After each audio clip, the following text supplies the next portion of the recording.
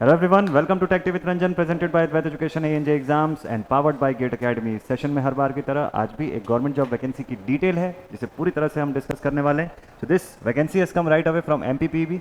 मध्य Pradesh professional examination board ने ये vacancies release की हुई है for various types of post, sub engineers plus और भी अदर जो वैकेंसीज है वो यहाँ पर रिलीज़ की गई है। पूरा का पूरा डिटेल जो है till the end of this video आप देखिएगा, पूरा डिटेल आपको मिल जाएगा इसमें।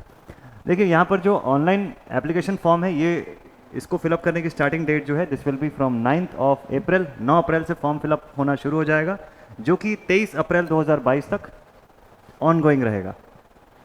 एग्जामिनेशन की डेट जो है वो भी यहाँ पर मेंशन्ड है, 6 जून 2020 से शुरुआत हो जाएगी एग्जामिनेशन की 2022 से। और परीक्षा शुल्क की अगर मैं बात करूँ तो अनरिजर्व्ड कैटेगरी के जो कैंडिडेट्स हैं उनके लिए 500 रुपीज़ और बाकी जो अदर कैटेगरी के कैंडिडेट्स हैं उनके लिए 250 रुपीज़। और सीधी भर्ती या संविदा पद दोनों में से किसी के लिए भी आप ऑप्ट कर रहे हैं तो फीस स्ट्रक्चर जो है वो एज इट इज़ सेम रहेगा।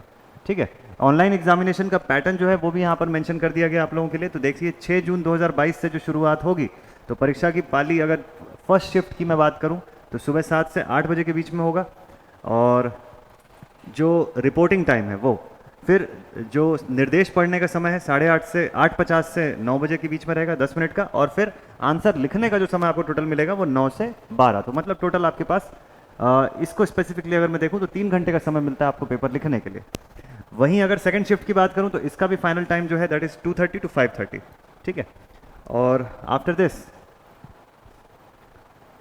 आधार पंजीयन जो है ये इंपॉर्टेंट है, ये होना चाहिए सभी का, है ना। ये यहाँ पर मेंशन्ड है। कुछ ज़रूरी इंस्ट्रक्शंस भी जो है वो आपको इसके डिटेल्ड नोटिफिकेशन में मिल भी जाएंगे जो आपको इस वीडियो के comment section and description box में अवेलेबल हो जाएगी।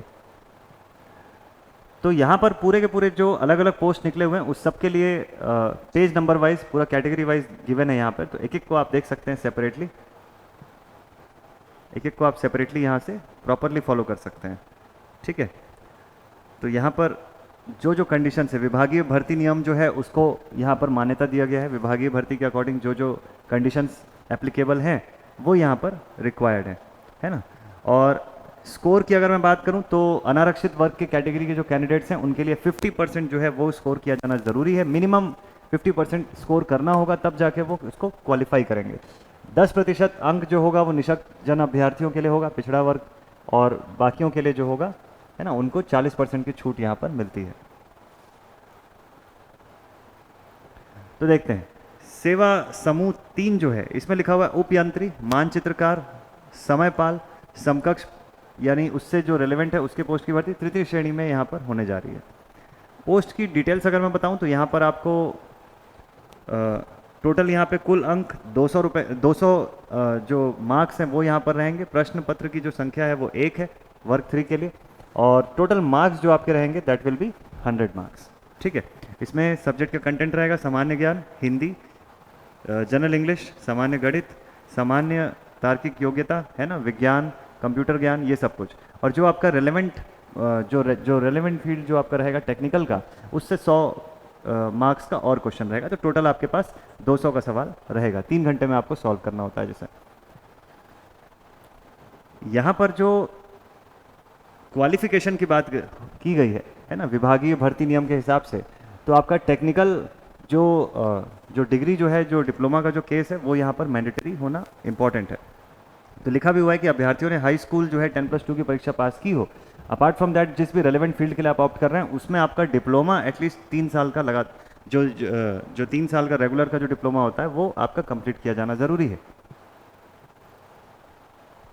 एज लिमिट की अगर मैं बात करूं तो 18 साल से 40 साल के बीच की एज लिमिट है यहाँ पर जो एप्लीकेबल हो जाती है। हालांकि कुछ अदर कैटेगरी के कैंडिडेट्स के लिए 45 ईयर्स भी फाइनल एज लिमिट साबित होती है। यहाँ पर जो मध्य प्रदेश के स्थायी आवेदक हैं उनके लिए एज लिमिट जो है, एज लिमिट की गणना जो है वो 1 जनवरी से निर्धारित की जाएगी, है ना।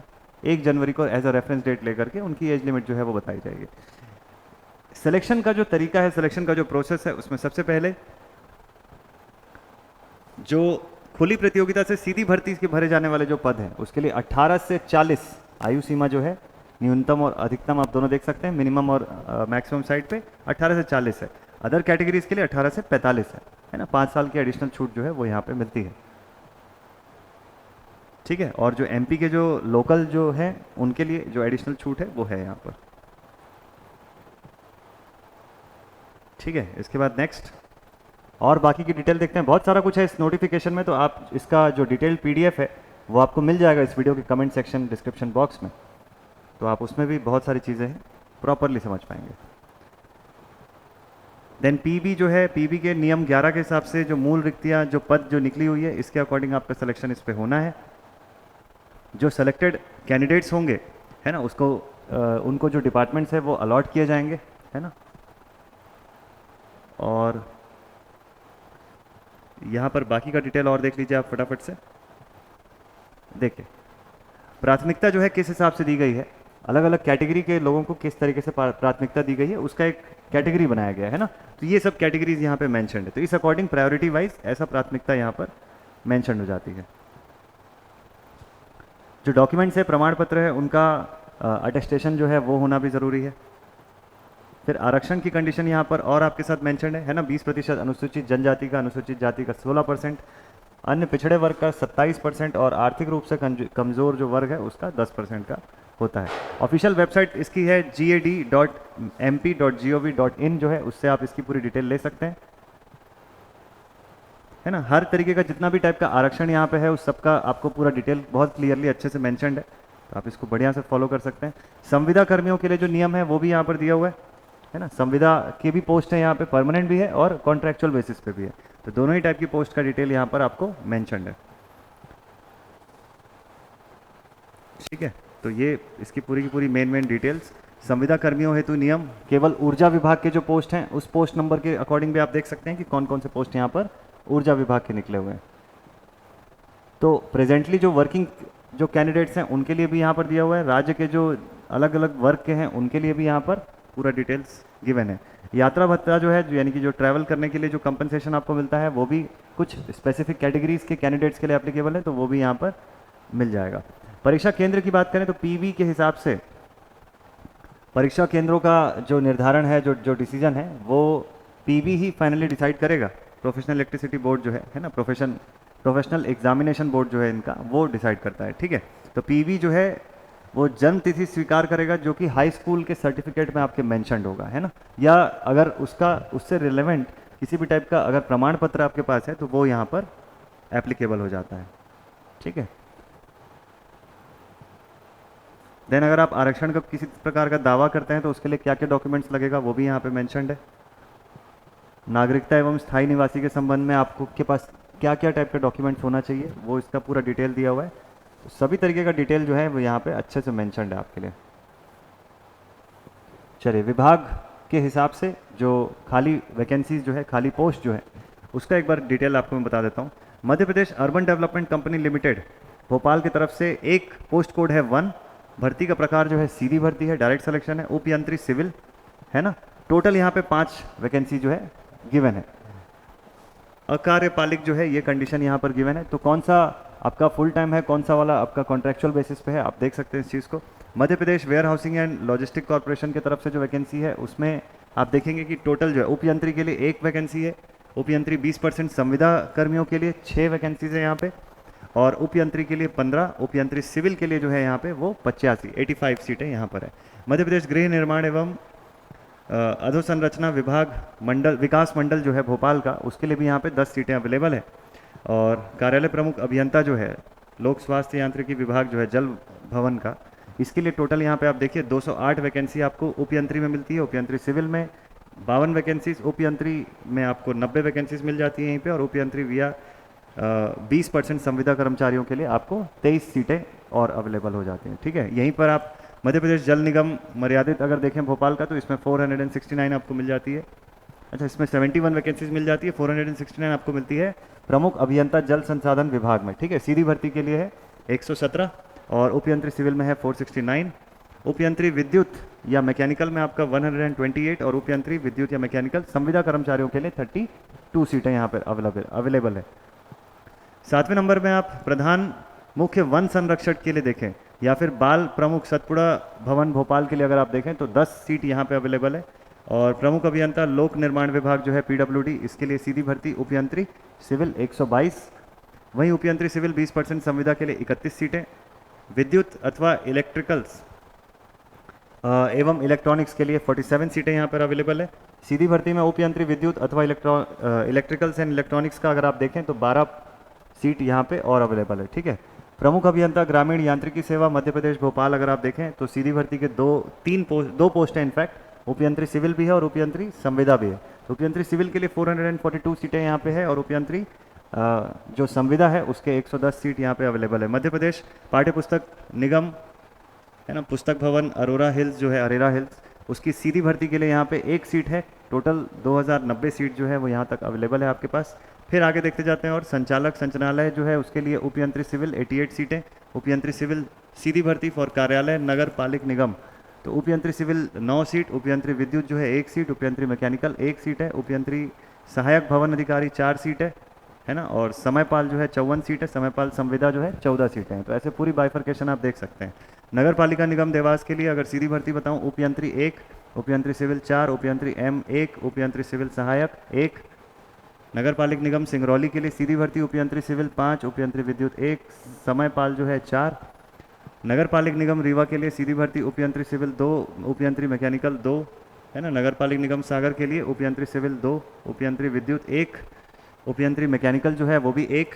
वहीं नगर पालिक निगम बुरहानपुर के लिए है उपयंत्री सिविल 8, विद्युत के 2 पोस्ट और मैकेनिकल उपयंत्री के लिए 3 पोस्ट है ना, और समयपाल के 4 पोस्ट हैं। नगर पालिक निगम सतना के लिए अगर आप देखें तो सीधी भर्ती में उपयंत्री सिविल 7 पोस्ट, उपयंत्री विद्युत 1 पोस्ट, उपयंत्री मैकेनिकल 3 पोस्ट, उपयंत्री सिविल जो है वो 1 पोस्ट। नगर पालिक निगम छिंदवाड़ा उपयंत्री विद्युत 1, उपयंत्री सिविल 1, उपयंत्री मैकेनिकल 2 और नगर पालिक निगम कटनी के लिए उपयंत्री मैकेनिकल 1 पोस्ट है और उज्जैन के लिए सीधी भर्ती उपयंत्री सिविल जो है 12 पोस्ट है यहाँ पर। जबलपुर के लिए अगर आप देखें सीधी भर्ती में उपयंत्री सिविल 25 पोस्ट है, मैकेनिकल के लिए 7, समयपाल के लिए 28 पोस्ट, उपयंत्री जलपूर्ति सीवरेज विभाग के लिए 4 पोस्ट है ना। जन कार्य एवं उद्यान विभाग जो है 15 है यहाँ पे, नगर पालिक निगम ग्वालियर के लिए है ना, यहाँ पर 1 और सहायक भवन अधिकारी के लिए 3, टोटल 324। ऐसे ही ये पूरे के पूरे डिटेल्स आपके पास अवेलेबल हैं, अलग अलग पोस्ट, अलग अलग डिपार्टमेंट वाइज।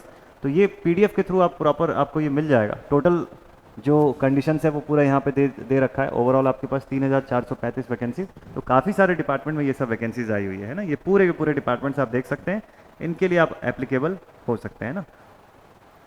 तो फिर यहाँ से आरक्षण का जो पॉइंट है ये भी दिया हुआ है, किस किस टाइप का आरक्षण है।